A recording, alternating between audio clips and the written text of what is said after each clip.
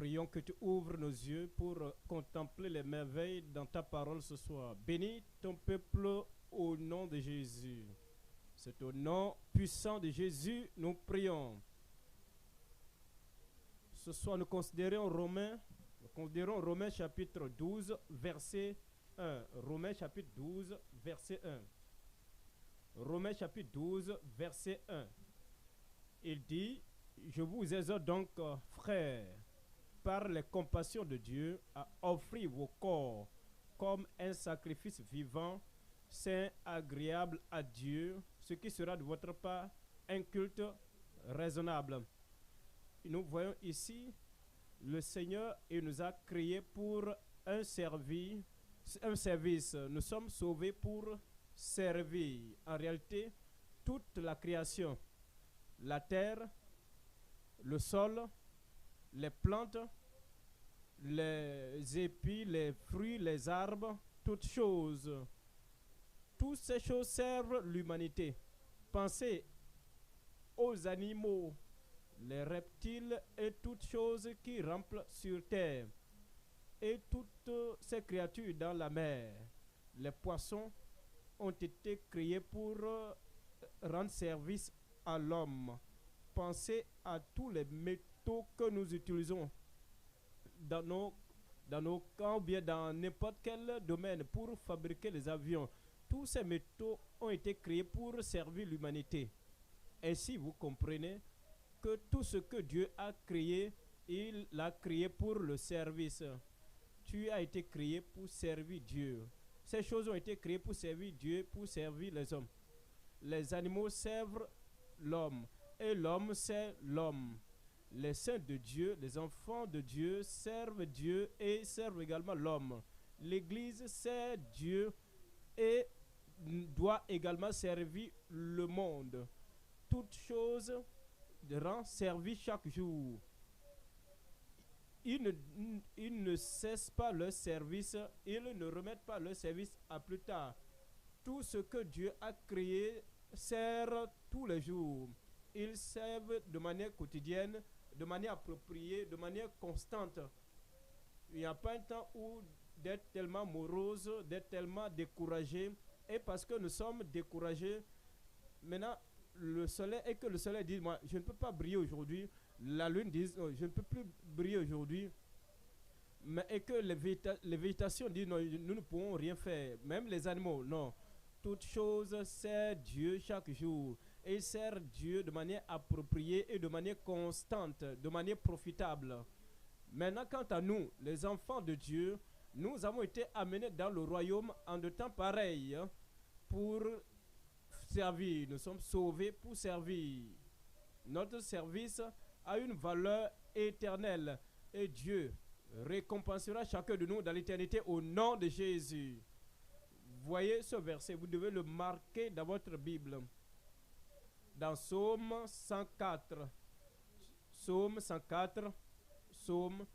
chapitre 104, verset 14. Psaume 104, verset 14. Verset 14. Il fait germer l'herbe pour le bétail et les plantes pour les besoins de l'homme. Les plantes, les épis, les fruits, les plantes, tous les végétaux. Il fait germer l'herbe pour le bétail et les plantes pour les besoins de l'homme, afin que la terre produise de la nourriture. Ainsi, si toute chose sert chaque jour de manière appropriée, de manière constante, de manière positive, et sert de manière appropriée, nous également, en tant qu'enfants de Dieu, nous sommes appelés à servir. Ce soir, nous considérons le message intitulé « Le service quotidien des croyants à valeur éternelle ». Le service quotidien des croyants à valeur éternelle. Nous considérons 3 points dans ce message. Premier point, l'expérience sanctificatrice des serviteurs approuvés en Christ.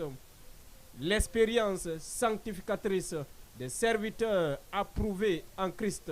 Deuxième point, la dépense sérieuse des serviteurs établis de Christ. La dépense sérieuse des serviteurs établis de Christ. Et enfin, les exploits des saints dans le service récompensé pour Christ. Le service récompensé, un type de service qui a vraiment un prix, une récompense, une valeur et a une grande récompense. Les exploits, troisième point, les exploits des saints dans le service récompensé pour Christ. Nous revenons dans Romains chapitre 12, versets 1 et 2. Romains chapitre 12, les versets 1 et 2. L'expérience sanctificatrice des serviteurs approuvés en Christ. Je vous exhorte donc, frères, par les compassions de Dieu, les compassions qui nous sauvent, qui nous bénit, les compassions qui nous donnent le titre d'héritier dans le ciel. Je vous exhorte donc, frères, par les compassions de Dieu, à offrir vos corps comme un sacrifice vivant. Votre corps doit être vivant. Vos mains sont vivantes, votre cerveau est vivant, vos yeux sont vivants et votre bouche est active et vivante. Vous devez être vivant afin de pouvoir servir le Seigneur. Vous êtes physiquement vivant. Ce n'est pas que vous êtes physiquement vivant, mais vous êtes aussi spirituellement vivant. Vous n'êtes pas un sacrifice mort, mais un sacrifice vivant. Saint, agréable à Dieu, ce qui sera de votre part un culte raisonnable. Je prie que votre service soit un culte raisonnable. Ne vous conformez pas au siècle présent, mais soyez transformés par le renouvellement de l'intelligence afin que vous discerniez quelle est la volonté de Dieu, ce qui est bon, agréable et parfait. Je voudrais que vous considériez quelque chose dans les deux passages que nous venons de lire. Numéro 1, le mot que nous voyons, c'est le mot vivant. Comme nous avons la vie éternelle venant de Christ, il nous rend la vie, il nous rend vivant. Vous savez ce que la Bible dit? La Bible dit que le pécheur est mort. Vous étiez mort dans vos péchés. Lorsque Christ vient maintenant, il nous lave dans le sang de Jésus, il nous purifie et il nous vivifie et nous devenons vivants. Maintenant, il nous dit que nous devons naître de nouveau. C'est lorsque nous sommes nés de nouveau que nous devenons vivants. Voyez le deuxième mot là, c'est agréable, c'est raisonnable, un culte raisonnable. Il y a un type de service qui est raisonnable, acceptable. Oui, il y a également le type de service qui n'est pas acceptable. Voyons Lévitique chapitre 22. Lévitique chapitre 22, verset 20. Vous cherchez à rendre un service, un culte raisonnable à Dieu. Lévitique chapitre 22, verset 20. Vous n'en offrirez aucune qui ait un défaut, car elle ne serait pas agréée. Elle ne serait pas agréée. Elle ne serait pas acceptée si elle a un défaut. C'est pourquoi nous allons au calvaire. C'est pourquoi nous sommes lavés et purifiés dans le sang de Jésus, afin qu'il puisse enlever toutes les tâches de nos vies. Je prie qu'il lave chacun de nous. Et notre service sera agréable aux yeux de Dieu au nom de Jésus. Repartons dans Romains chapitre 12, verset 1. Le mot qui suit que nous cherchons, c'est le mot raisonnable. Le service, le culte raisonnable. Le culte raisonnable, cela veut dire que quelqu'un qui rend service et qui n'est pas raisonnable, ils donnent la meilleure partie de leur vie au monde et ils offrent la particule partie de leur vie et ils ne donnent rien à Dieu. Dieu est puissant, il est tout puissant et parce qu'il est puissant et grand, tout ce que nous lui offrons doit être grand, doit être quelque chose de valeureux. Voyons ce verset dans Actes des Apôtres chapitre 6. Actes chapitre 6, verset 12. Les 12 convoquaient la multitude des disciples et dirent: il n'est pas convenable que nous laissions la parole de Dieu pour servir aux tables. Il n'est pas convenable, ce n'est pas raisonnable que nous laissions la parole de Dieu pour servir aux tables. il nous dit que Dieu nous a donné la parole. Il nous a confié la parole et dit aller par tout le monde et prêcher la bonne nouvelle à toute la création et enseignez-les, baptisez-les au nom du Père, du Fils et du Saint-Esprit. Les enseignants à observer tout ce que je vous ai prescrit. C'est le commandement primordial, primaire qu'il a donné à ses disciples. Il dit il ne serait plus convenable, raisonnable de laisser de côté la prédication de l'évangile et de nous laisser aux tables, de servir aux tables. Il n'a pas dit que ce n'est pas important de servir aux tables, non, c'est important. C'est pourquoi ils ont dédié Étienne et les autres pour vraiment s'occuper de cela.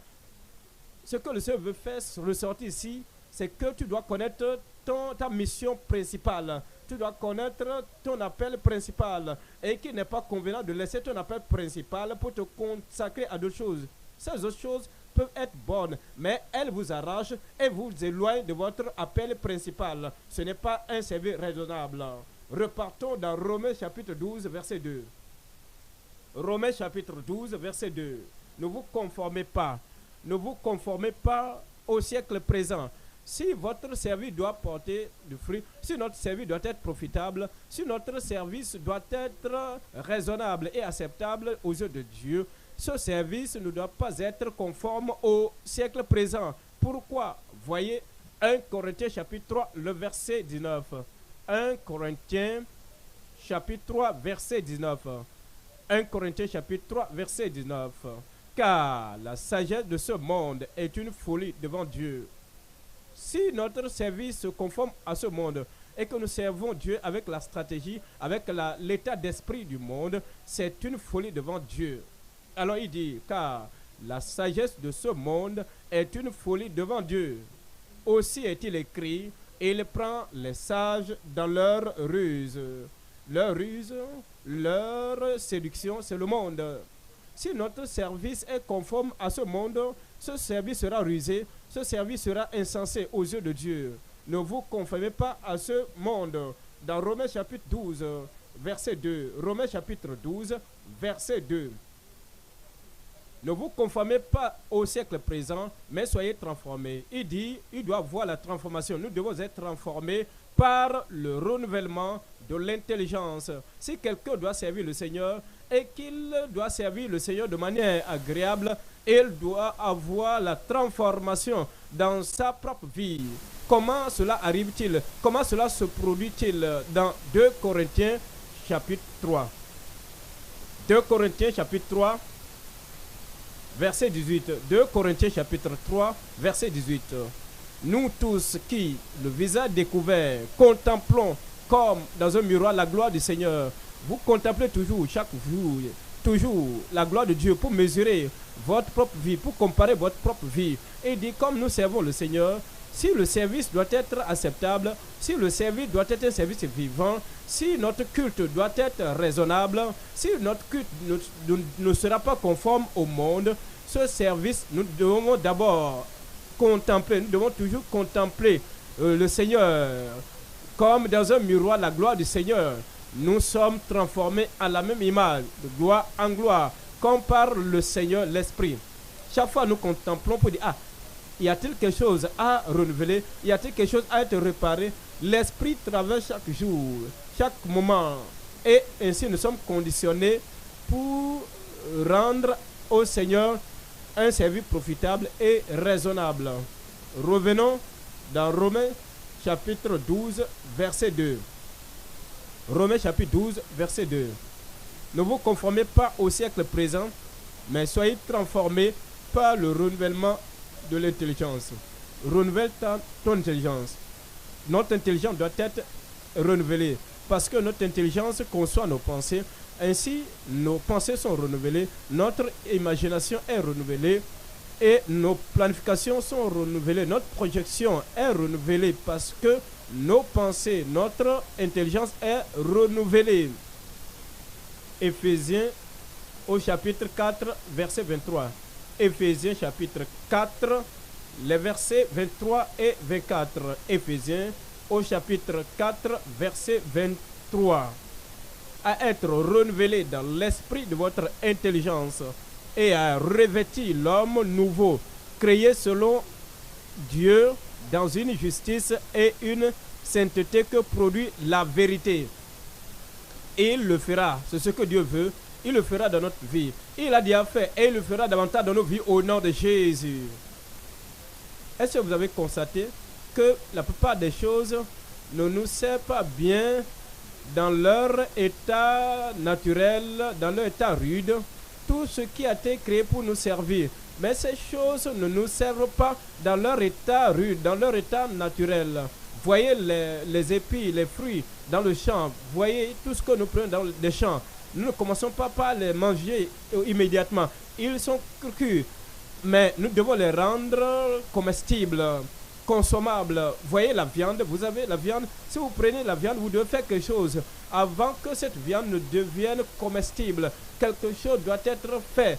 Il y a une transformation. Quand vous préparez la nourriture, il y a une transformation. Quand vous préparez cette viande, il y a une transformation. Vous voyez, les fers et tout ce que vous déterrez de la terre, vous ne pouvez pas commencer à les utiliser, à les mettre ensemble et que vous avez une maison, vous avez une voiture. Vous devez travailler sur les matières premières. Les choses premières ne nous servent pas juste à ce qu'elles passent par le processus de transformation, le processus de raffinement. Et ainsi, elles sont rendues dignes pour nous servir. Pensons à nous-mêmes. Regardez nos pieds, nos cerveaux, notre cœur. Le cœur est là. Mais dans l'état naturel, dans l'état rude, ce cerveau ne servira à rien, ces choses ne serviront à rien, juste à ce qu'il passe par le processus de transformation. Vous voyez les habits, mais tout le monde ne peut pas se mettre à coudre les habits, mais les doigts, les mains doivent être formés. Voyez les athlètes qui courent, nous avons les mêmes pieds que ces athlètes-là, mais juste à ce que nous soyons formés, les pieds de première nature ne pourront rien faire. C'est pourquoi il dit, l'homme dans son état naturel, l'homme est rude, l'homme il est non qualifié, il est indigne de servir Dieu, de servir l'humanité sans la formation, sans l'apprentissage, sans la transformation. L'homme ne pourra rien faire. Je pense que vous savez qu'il y a certains qui sont même membres de l'église, ils veulent servir le Seigneur. Et ils disent, oh, moi je n'ai pas besoin d'aller aux réunions des leaders le mardi, je n'ai même pas besoin d'aller à la réunion des ouvriers le samedi, parce que ça prend du temps. Mais je veux servir Dieu. Mais ils ne veulent pas que leur matière première passe par le processus de formation afin qu'ils puissent servir le Seigneur. Une chose, un élément. Les éléments naturels de la terre ne pourront rien servir sans la conversion, sans la transformation. Rien, aucun de ces Égyptiens ne pourrait servir à quoi que ce soit avec le peuple d'Israël. Nous devons passer par cette transformation, nous devons passer par cet enseignement, nous devons passer par la formation. C'est alors que nous devenons capables dans le service du Seigneur. Et nous servirons le Seigneur au nom de Jésus. Voyez ce point dans Romains chapitre 12, versets 1 et 2.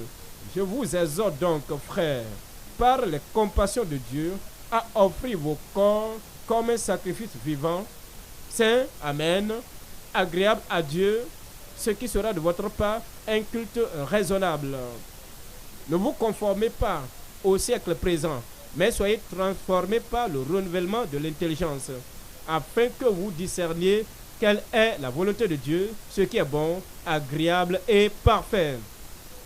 Nous considérons 2 Timothée chapitre 2, verset 19. 2 Timothée chapitre 2, verset 19.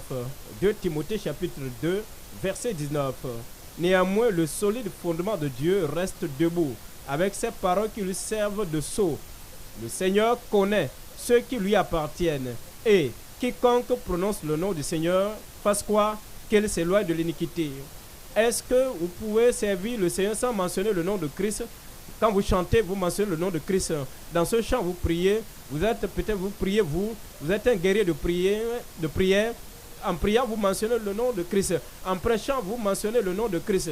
Peut-être vous invitez quelqu'un, vous êtes un évangéliste, vous mentionnez le nom de Christ, vous invoquez le nom de Christ. Dans tout ce que vous faites, votre service vers le Seigneur, votre service vers l'Église, vers l'humanité, vous mentionnez, vous invoquez le nom du Seigneur. Et il dit, quiconque prononce le nom du Seigneur, qu'il s'éloigne de l'iniquité. Verset 21.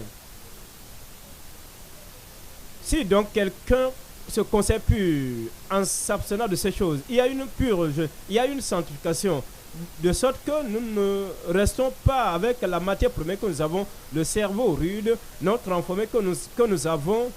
Vous voyez, le cerveau, même les chantres, vous voyez, les chantres, avec la voix naturelle, ils ne peuvent pas vraiment rien faire. Les pianistes, tous ceux qui jouent, sans vraiment passer par la formation, ils ne pourront pas bien manipuler leurs doigts. Maintenant, ici, il dit, si donc quelqu'un se conserve pur en s'abstenant de ces choses, il sera un vase d'honneur, sanctifié, utile à son maître, propre à toute bonne œuvre. Vous serez propre à toute bonne œuvre au nom de Jésus. Quelque chose doit revenir à la vie en vous. Et les choses qui ne contribuent pas à notre service au Seigneur, ces choses doivent mourir afin que la formation, la transformation soit vraiment définie dans notre vie et nous servirons le Seigneur. Jean chapitre 12, verset 24. Jean 12, verset 24. Jean 12, verset 24. Jean 12, verset 24. En vérité, je vous le dis, si le grain de blé qui est tombé en terre ne meurt, il reste seul. Nous pouvons voir, Jésus dit, il parle à ses disciples, il dit, le grain de blé doit tomber en terre et alors mourir. C'est alors qu'il pourra germer pour apporter beaucoup de fruits. Dans ce verset 24 de Jean chapitre 12, mais s'il meurt, il porte beaucoup de fruits. Vous porterez beaucoup de fruits. Mais quelque chose doit mourir en vous. L'orgueil doit mourir. L'exaltation de soi doit mourir. Je n'entends pas un bon amen. Verset 25. Celui qui aime sa vie la perdra. Celui qui aime sa vie la perdra.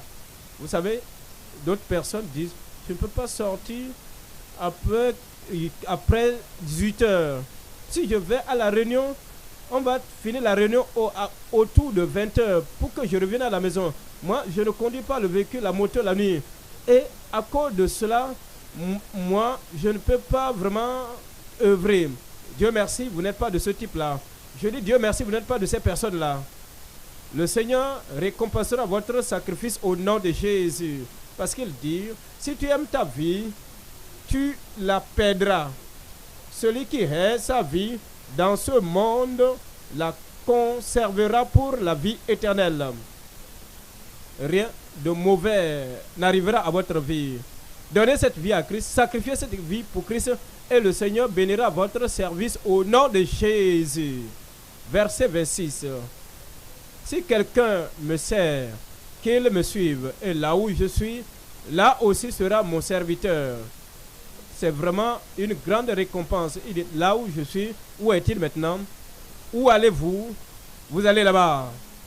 Vous êtes en train d'aller là-bas. Continuez à servir le Seigneur. Et là où il sera, aussi là où il est, cela sera son serviteur. Si quelqu'un me sert, d'autres attendent la révélation. Si quelqu'un me sert, d'autres attendent un rêve. Si quelqu'un me sert, d'autres attendent un type de vision visible, d'une révélation palpable pour que je dise, ah, j'ai vu ceci avant de servir le Seigneur. Non. Et de si quelqu'un me sert, cette opportunité est pour quiconque. Et moi, je me présente que je servirai le Seigneur jusqu'à la fin. C'est pour n'importe qui. Présente-toi au Seigneur et ton service sera agréable au nom de Jésus. Si quelqu'un me sert, le Père l'honorera. Le Père l'honorera. Il le dit dans Luc chapitre 1, Luc chapitre 1 verset Luc 1 74. Luc 1 74. Luc 1 74. De nous permettre, après que nous serions délivrés de la main de nos ennemis, de le servir sans crainte. Vous voyez, d'autres ne comprennent pas la raison pour laquelle Dieu les a délivrés. Il nous a délivrés de Satan afin que nous puissions le servir. Il nous a délivrés de nos ennemis afin que nous puissions le servir. Il nous a délivrés même de la maladie pour que nous puissions le servir. Il nous a délivrés de toutes ces choses qui nous liaient dans le passé pour que nous puissions dire gloire à Dieu, je suis guéri, gloire à Dieu, je suis sauvé, gloire à Dieu, je suis maintenant affranchi. Pourquoi? Afin que nous puissions le servir sans crainte. Et pourquoi vous devez le servir? Il vous a délivré et il va continuer de vous délivrer. Nous sommes délivrés pour le servir et pour accomplir l'objectif de cette délivrance, c'est de dire tout ce qui va rendre votre vie à ne pas être ce qu'elle devait être, le Seigneur va vous en délivrer. Voyons, il dit de le servir sans crainte, en marchant devant lui dans la sainteté et dans la justice. Pour combien de jours? Dites-moi, pour combien de temps? Vous allez servir le Seigneur tous les jours. Vous servirez le Seigneur tous les jours de votre vie au nom de Jésus. Hébreux chapitre 12. Hébreux chapitre 12. Hébreux chapitre 12, verset 28. Servir le Seigneur. D'autres disent que Paul était vraiment fort. C'est pourquoi il a servi le Seigneur.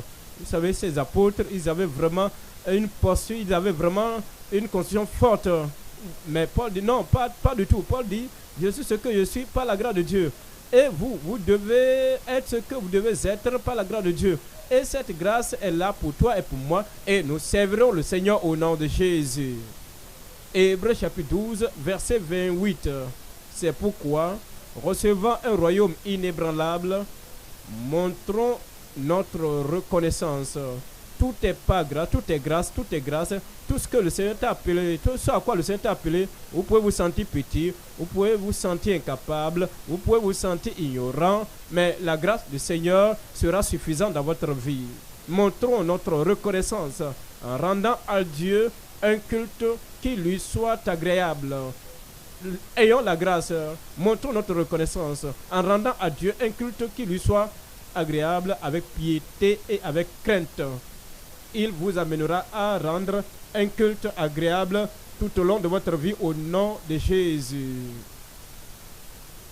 Maintenant, comme la responsabilité s'augmente dans votre vie, la grâce de Dieu va s'accroître dans votre vie également au nom de Jésus. Abordons le deuxième point à présent, c'est la dépense sérieuse des serviteurs établis de Christ. Des serviteurs établis de Christ. Voyons Romains chapitre 12. Romains chapitre 12, verset 6. Romains chapitre 12, verset 6.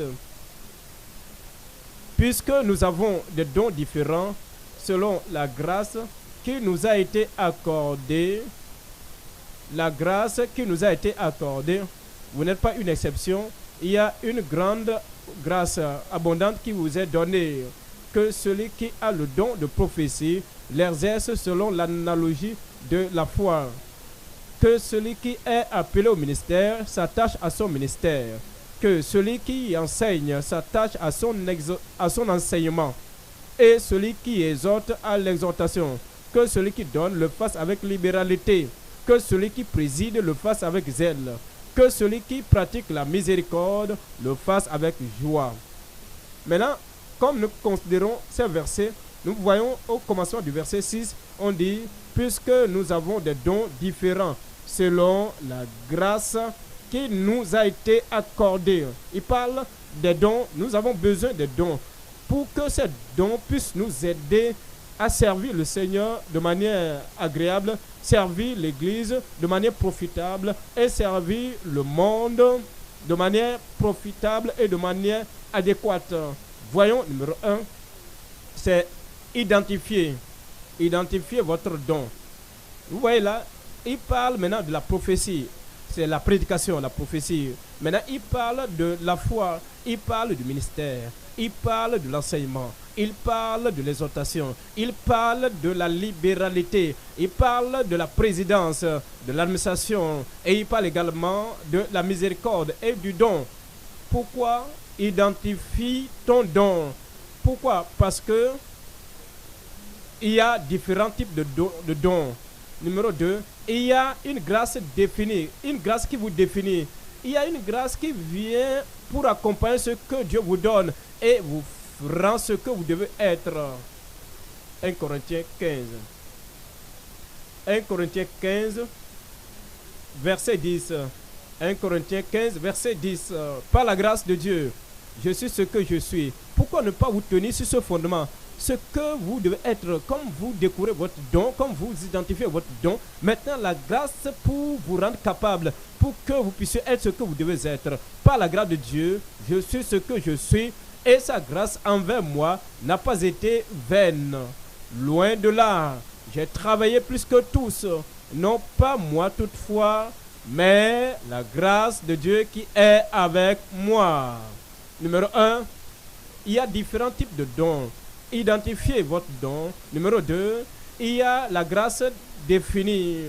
Numéro 3, faire du bien. Peu importe ce que vous avez, tout ce que vous avez, le don que vous avez, la grâce, l'expérience que vous avez, la formation que vous avez, faites du bien, faites du bien, faites du bien aux yeux de Dieu, faites du bien à l'église de Dieu, faites du bien aux gens du monde. Lorsque vous prêchez l'évangile, lorsque vous avez déjà à Christ, lorsque vous les amenez à abandonner le monde et rester en Christ, à venir à Christ, vous allez continuer à faire le bien dans votre vie au nom de Jésus. Galates chapitre 6, 9 et 10. Galates chapitre 6, verset 9. Ne nous lassons pas de faire le bien. Vous ne serez pas fatigués, vous ne serez pas découragés. Ne nous lassons pas de faire le bien, car nous moissonnerons au temps convenable si nous ne nous relâchons pas. Ainsi donc, pendant que nous en avons l'occasion, faisons quoi? Pratiquons quoi? Pendant que nous en avons l'occasion, pratiquons quoi? Pratiquons le bien envers tous et surtout envers les frères en la foi. Ainsi, nous voyons numéro 1, c'est identifie ton don. Quel est ton don? Après avoir identifié le don, il faut comprendre les différents types de dons. Il y a la grâce qui vous définit, la grâce définie. Lorsque vous faites ces choses, vous faites du bien également. Le numéro qui suit, c'est améliorer votre don. Quelqu'un a vraiment un couteau ou bien un coupe-coupe, il doit vraiment aiguiser cela. Quelqu'un a sa Bible, il doit lire la Bible. Quelqu'un a les concordances, il doit utiliser les concordances. Quelqu'un a des commentaires, il doit maintenant exploiter ces commentaires-là. Quelqu'un a l'opportunité, il a été sélectionné, il a été établi pour être un ouvrier, pour être un dirigeant. Tu dois vraiment t'améliorer, améliorer le don. Numéro 1, identifie ton don. Numéro 2, c'est quoi? C'est améliorer le don. Venons dans Romains chapitre 12. Romains chapitre 12, verset 6. Romains chapitre 12, verset 6. Puisque nous avons des dons différents selon la grâce qui nous a été accordée, que celui qui a le don de prophétie l'exerce selon l'analogie de la foi. L'exerce selon l'analogie de la foi. Numéro 1, nous voyons la foi proportionnelle. La foi proportionnelle. Ne permettez pas à ce que votre don, ne permettez pas que votre don soit dormant en vous. Que le don sorte, que le don s'éveille en vous pour que vous puissiez l'utiliser. Quand vous l'utilisez, il s'augmente. Si vous ne l'utilisez pas, vous le perdez. Voyons dans 2 Timothée chapitre 1, verset 6. 2 Timothée chapitre 1, verset 6. 2 Timothée chapitre 1, verset 6. C'est pourquoi je t'exhorte à ranimer le don de Dieu que tu as reçu. Ranime le don, que tout ce que tu as reçu soit toujours disponible. Comme tu le fais, comme tu utilises le don chaque jour, tu seras en train d'améliorer, d'amplifier, de perfectionner ce don-là. Et dire, je t'exhorte à ranimer le don de Dieu que tu as reçu par l'imposition de mes mains, selon la proportion de la foi. Rassurez-vous que votre foi aujourd'hui est plus élevée que votre foi hier, que votre foi demain est plus grande que la foi d'aujourd'hui. Voyons dans Luc chapitre 17. Luc chapitre 17. Luc chapitre 17, verset 5. Luc chapitre 17, verset 5. Les apôtres dirent au Seigneur, augmente-nous la foi. Le don est présent, mais tu dois permettre à la foi de te rendre capable d'utiliser ce don. Le doute la foi va dissiper le doute. Quand votre foi augmente, l'habilité, la capacité de votre don va s'augmenter. Voyons Romains chapitre 12. Romains chapitre 12, verset 7. Romains 12, verset 7. Que celui qui est appelé au ministère s'attache à son ministère. Que celui qui est appelé au ministère s'attache à son ministère. Qu'est-ce que cela veut dire? Focalisons-nous sur le ministère. Le don que tu as et le ministère que tu as reçu. Exerce ce don-là. Attends-toi, attache-toi, considère ce ministère et rassure-toi comme tu es concentré. Plus tu l'utilises, plus que vous l'utilisez, plus que vous utilisez ce don, vous allez augmenter, vous allez croître, vous allez parfaire l'utilisation de ce don-là. C'est pourquoi l'apôtre dit dans Actes des Apôtres chapitre 6, Actes chapitre 6 verset 4, et nous continuerons à nous appliquer à la parole et au ministère de la parole. S'attacher au ministère, se concentrer sur le ministère. Vous n'êtes pas celui qui est ballotté de ci, de là, et vous êtes là et pour un mois, après vous êtes, je ne pense pas, je pense que je peux mieux faire maintenant. Et vous allez encore dans une autre session. Et vous êtes là.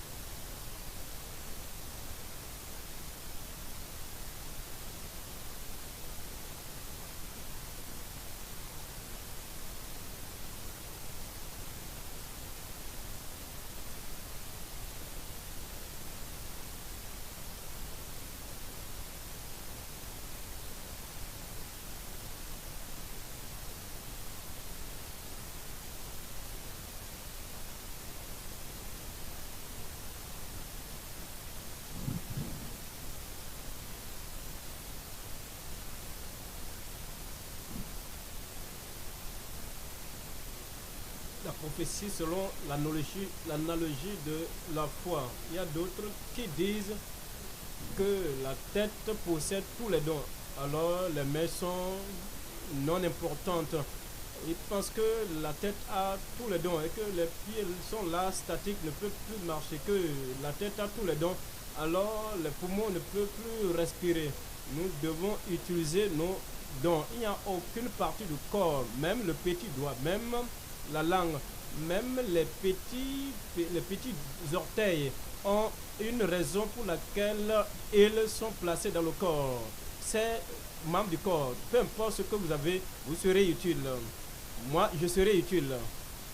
Je suis utile. Répète-le pour toi, mais je suis utile. Je ne suis pas inutile dans le corps de Christ.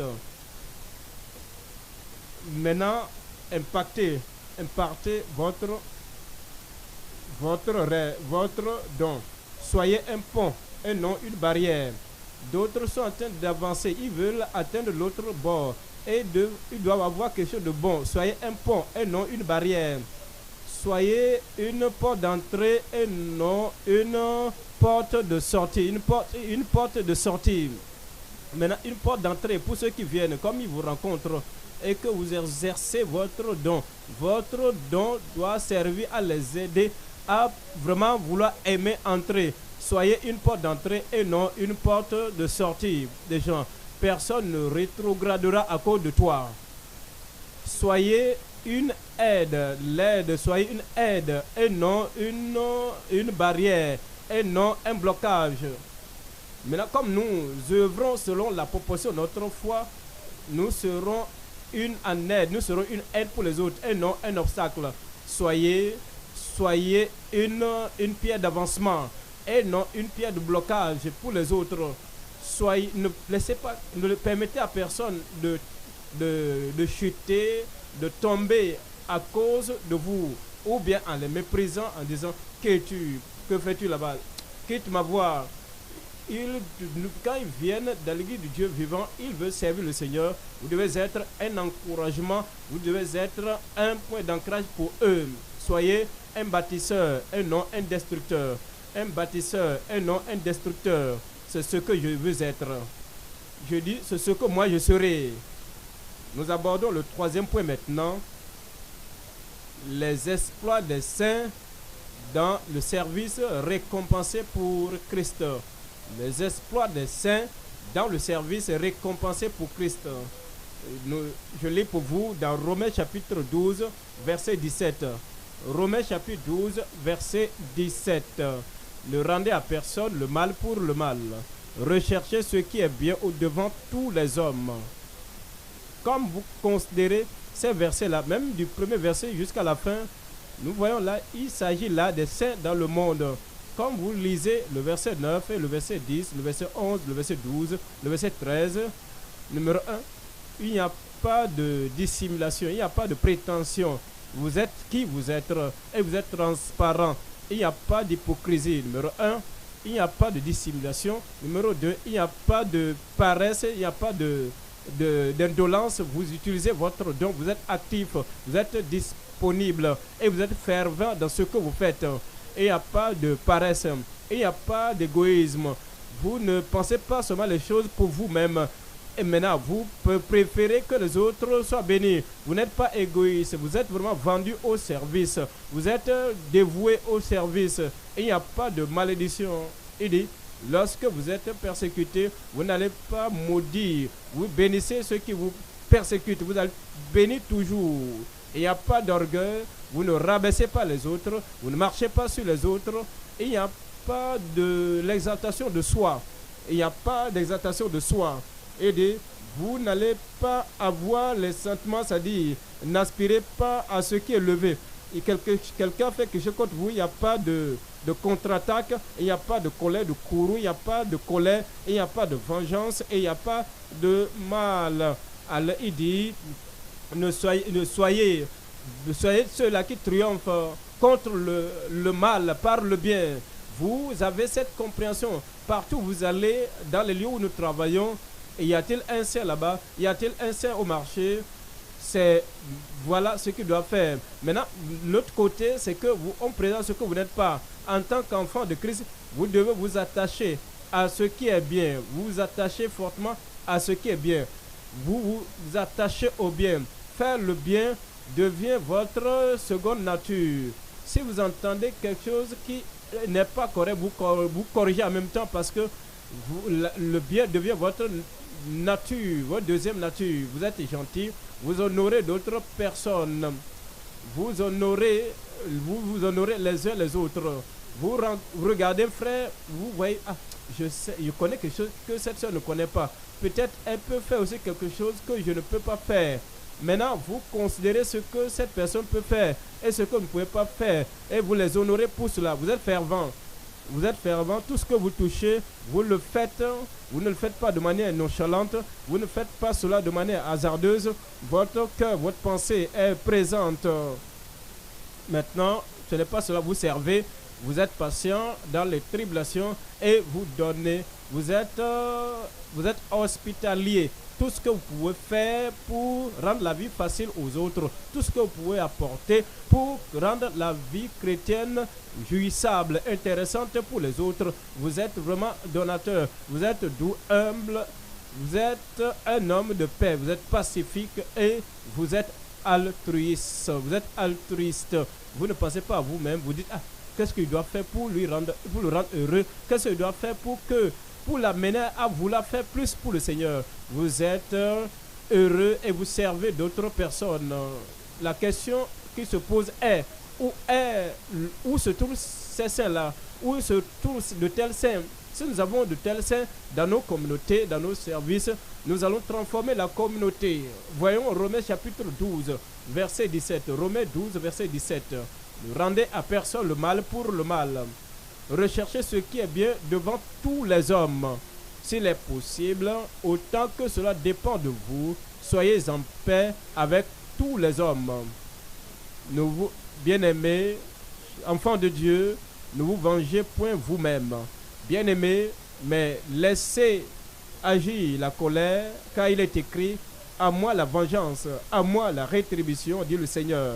Mais si ton ennemi a faim, donne-lui à manger. S'il a soif, donne-lui à boire, car en agissant ainsi, ce sont des charbons ardents que tu amasseras sur sa tête. Ne te laisse pas vaincre par le mal, mais fais quoi surmonte le mal par le bien. Permettez-moi de vous montrer quelques exemples de ces saints qui ont procédé de la sorte et ils ont eu un ministère positif. Et vous aurez un ministère positif. Genèse chapitre 50 verset 15. Genèse 50 verset 15. Genèse 50 verset 15. Quand les frères de Joseph virent que leur père était mort, ils dirent, si Joseph nous prenait en haine et nous rendait tout le mal que nous lui avons fait. Ouais, ils se sont rendus compte qu'ils ont mal fait. Ils ont fait du mal à Joseph. Comment Joseph allait-il réagir? Comment allait-il aussi jouer son propre jeu? Voyons le verset 19.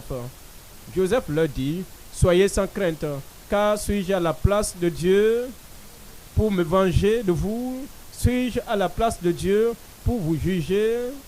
Vous aviez médité de me faire du mal. Dieu l'a changé en bien pour accomplir ce qui arrive aujourd'hui, pour sauver la vie à un peuple nombreux, pour sauver la vie à un peuple nombreux. Il dit, moi, ma mission c'est de sauver, mon don c'est pour sauver un grand nombre de personnes. J'ai oublié le passé, je prendrai soin de vous, il n'y a rien à craindre de votre part. Romains 12 nous disait que peu importe ce que les gens ont fait contre nous, nous devons avoir la pensée de servir pour que vous soyez une telle personne sauvée qui amène d'autres à être sauvés dans le royaume au nom de Jésus. Voyons Exode 32. Exode 32 verset 9. Exode 32 verset 9. Exode 32 verset 9. Nous voyons Dieu qui parle ici. L'Éternel dit à Moïse, Je vois que ce peuple est un peuple au cou raide. Maintenant, laisse-moi, ma colère va s'enflammer contre eux et je les consumerai, mais je ferai de toi une grande nation. Souvenez-vous de ce que Romains 12 nous dit, que n'aspirez pas aux choses élevées, mais préférez la bénédiction des autres. Vous n'allez pas répliquer. Voyez ce que ces gens avaient fait. Ils ont détruit tous les efforts, tout l'investissement de Moïse quand il était allé à la montagne. Maintenant, Dieu a dit, oh, laisse-moi les détruire et je ferai de toi une grande nation. Verset 11. Moïse implora l'Éternel, son Dieu. Moïse implora l'Éternel, son Dieu, et dit, pourquoi, ô Éternel, ta colère s'enflammerait-elle contre ton peuple que tu as fait sortir du pays d'Égypte par une grande puissance et par une main forte? Pourquoi les Égyptiens diraient-ils, c'est pour leur malheur qu'il les a fait sortir, c'est pour les tuer dans les montagnes et pour les exterminer de dessus la terre. Reviens de l'ardeur de ta colère. Reviens de l'ardeur de ta colère et répands-toi du mal que tu veux faire à ton peuple. Souviens-toi, maintenant il dit, verset 13, verset 14, l'Éternel se repentit du mal qu'il avait déclaré vouloir faire à son peuple. Il aurait dit, ah c'est bien, oui, tu dis vrai, hein, ils sont rebelles, ils sont vraiment désobéissants. Voici ce qu'ils ont fait, ils sont allés adorer l'idole. Et Dieu veut les détruire, moi. Et il veut faire de moi maintenant une grande nation, une nation meilleure. Moïse dit non, moi je ne veux pas être une grande nation aux dépens de ces gens-là. Pardonne-le. C'est de la même manière que nous devons utiliser notre don. Nous utilisons nos dons pour rendre les autres agréables à Dieu. Voyons Psaume chapitre 35. Psaume 35, verset 11. Psaume 35, verset 11. Psaume 35, verset 11. Psaume 35, verset 11. Des faux témoins se lèvent et ils m'interrogent sur ce que j'ignore. Souvenez-vous, lorsqu'ils vous maudissent, vous bénissez. Lorsqu'ils vous persécutent, vous priez pour eux. Vous n'allez pas répliquer. Le psalmiste dit, de faux témoins se lèvent et ils m'interrogent sur ce que j'ignore. Ils me rendent le mal pour le bien. Mon âme est dans l'abandon. Verset 12, verset 13. Et moi, quand ils étaient malades, je revêtais un sac. Quelqu'un est malade dans le district. Quelqu'un a-t-il un problème dans le district? Et maintenant, il vous appelle. Pasteur, viens voir cette personne. Ah, c'est qui ça? C'est tel frère, tel. Lui, il ne vient jamais à la réunion des ouvriers. Il n'écoute même pas le leadership. Quand on dit, nous allons faire ceci, il ne contribue rien maintenant. Maintenant, il est malade et il recherche de l'aide. Va lui dire, tout ce que vous semez, c'est ça, vous moissonnez. Comme tu nous as laissé dans le district, et maintenant tu avais le portée de faire ceci et tu ne l'as pas fait. Mais nous n'allons pas aussi te donner quelque chose. Et Moïse il dit non. David dit non. Ils étaient contre moi. Ils me rendent le mal. Et moi, quand ils étaient malades, je revêtais un sac. J'humiliais mon âme par le jeûne. Je priais, la tête penchée sur mon sein. Verset 14. Comme pour un ami, pour un frère, je me traînais lentement. Ils agissaient à mon égard comme des ennemis. Ils agissaient comme, non, je m'en fous du progrès du district, je m'en fous du progrès de l'État, de l'œuvre de l'État. Et dit, comme pour un ami, pour un frère, je me traînais lentement, comme pour le deuil d'une mère. Je me courbais avec tristesse. C'est de cette manière que nous devons agir. C'est de cette manière que nous devons accomplir l'œuvre de Dieu. Peu importe ce qui se passe, peu importe ce qu'ils ont fait et que nous ne sommes pas contents d'eux, nous devons dire, nous sommes sauvés, oui. Je dois servir, je vais tout de même servir, je dois rendre mon don profitable pour aider l'église du Dieu vivant et pour aider également le peuple de Dieu. Dieu te donnera plus de grâce. Je dis, Dieu me donnera plus de grâce. Regardez cet amen. Nous nous servirons les uns les autres de manière profitable au nom de Jésus. Voyez 2 Corinthiens 12. 2 Corinthiens 12, verset 15. 2 Corinthiens 12, verset 15. Pour moi, Je dépenserai très volontiers et je me dépenserai moi-même pour vos âmes, dussé-je, en vous aimant davantage, être moins aimé de vous. Ça, il a de l'attitude d'un vrai croyant, d'un vrai ministre, même si les gens vous aiment moins, même lorsque les gens se lèvent contre vous, mais lorsqu'ils ont des problèmes, vous devez les servir. Votre don doit les servir. Vous voyez, rappelez-vous que la pluie tombe sur les justes et les injustes. N'êtes-vous pas content que les plantes, tous les bétails nous servent? Ces bétails ne disent pas que nous soyons des gens qui sourient ou pas.